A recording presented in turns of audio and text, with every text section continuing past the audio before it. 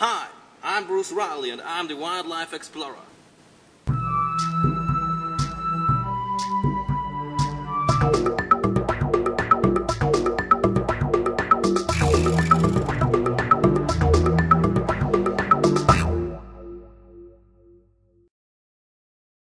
The last time we took a closer look on the rare species of the Himalaya silverfish, which is considered a sacred animal to the tribe of the Canobians.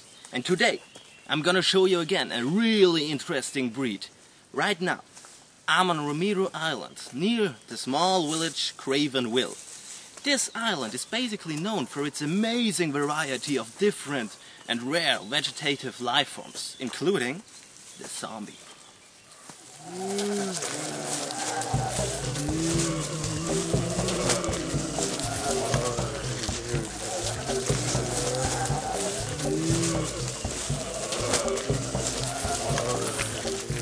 Unfortunately, there's a nasty and unjustified prejudice against the zombie he has to live with, or be dead with.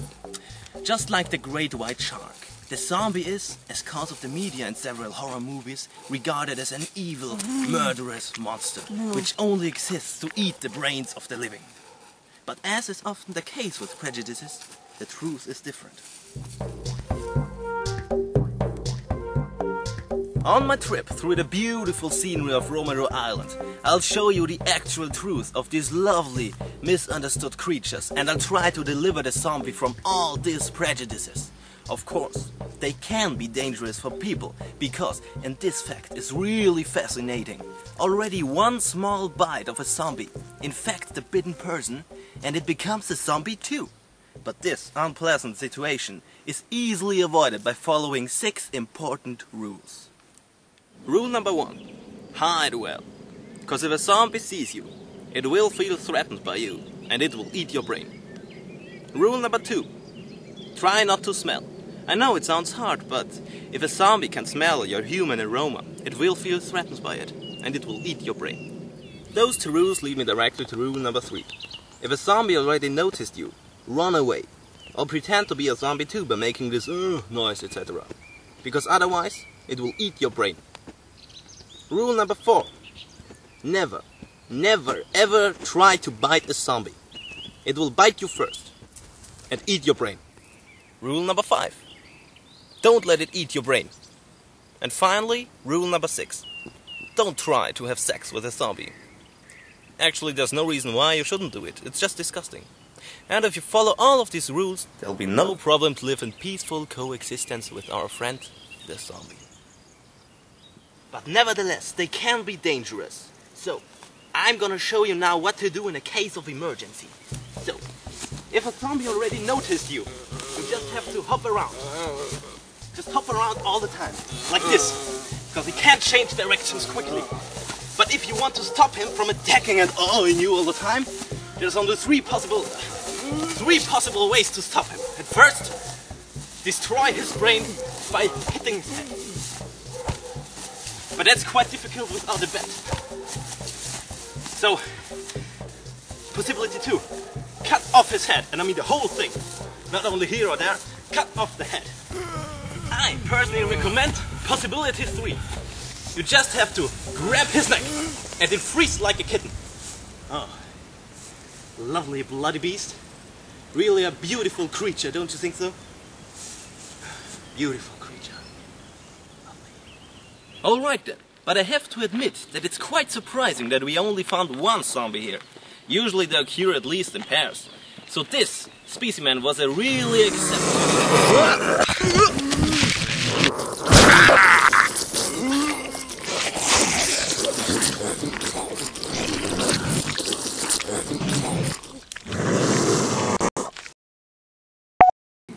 Thanks to our ex-cameraman Bob, we had the chance to become witnesses of the unique zombie ingestion.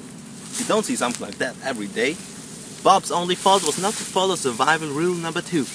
He smelled. So the zombie felt threatened by him and ate his brain. It was only self-defense. Bob's own fault. Many of you may wonder about the reproduction of zombies, how it works when they're dead and several body parts are falling off, etc, etc. That actually is a really good question and it's not easy to find an answer. I asked our expert in zombieology, Dr. Professor Edgar Snyder, and he will find an answer for you. Thank you, Bruce.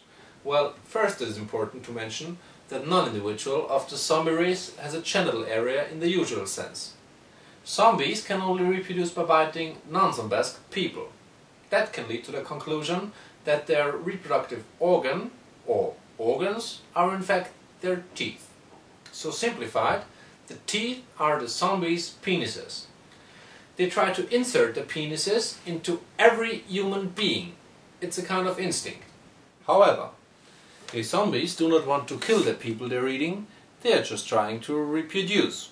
Well, the screaming, bleeding and dying sort of happens, but the zombies don't actually understand or realize what they're doing.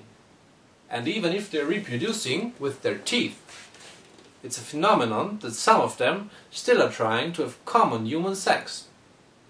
Yeah, that's right, Dr. Snyder. And right here, next to me, we have an incredible example for zombie sex. Look at that.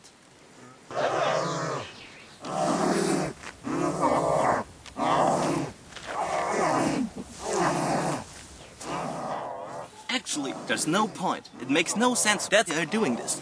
Because they can't reproduce that way, we all know. So why should they? That's a mystery of nature we will never figure out. And now, we're gonna explore.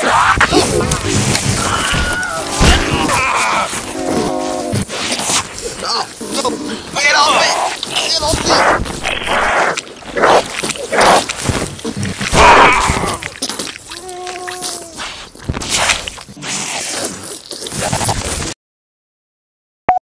So, the end draws near, my dear explorer friends, and I hope that I could show you a different side of the zombie. They are not violent beasts in search for blood and brains, no.